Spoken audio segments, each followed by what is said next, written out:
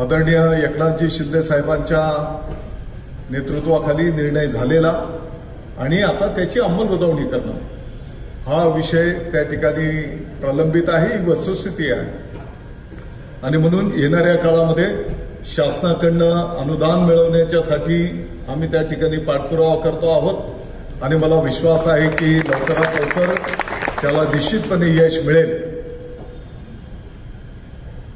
परंतु मामा त्याचा जे नियम आहे, मी फक्त नियमाची माहिती देतो, म्हणजे माझं मत आहे असं मी बोलत नाही, परंतु त्याचा नियम असा आहे की कर्मचारी बांधवांना जर 20% त्या ठिकाणी त्या शाळेला संस्थेला मान्यता मिळालेली असेल तर नियम असा बोलतो की 80% उर्वरित पगार त्या बांधवांचा भगिनींचा हा संस्थेने दिला पाहिजे।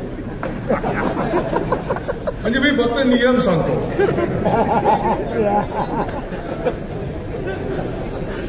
तो नियम काही मी केलेला नाहीये।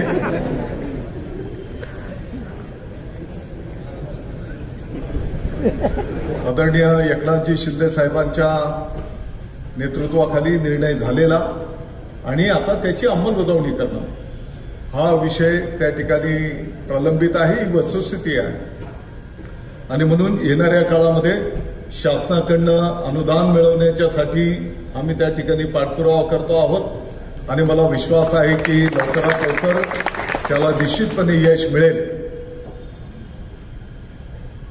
परंतु मामा त्याचा जे नियम आहे, मी फक्त नियमाची माहिती देतो, म्हणजे माझं मत आहे असं मी बोलत नाही, परंतु त्याचा नियम असा आहे की कर्मचारी बांधवांना जर 20% त्या ठिकाणी त्या शाळेला संस्थेला मान्यता मिळालेली असेल तर नियम असा बोलतो की 80% उर्वरित पगार त्या बांधवांचा भगिनींचा हा संस्थेने दिला पाहिजे।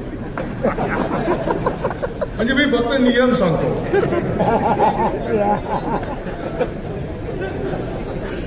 तो नियम काही मी केलेला नाहीये।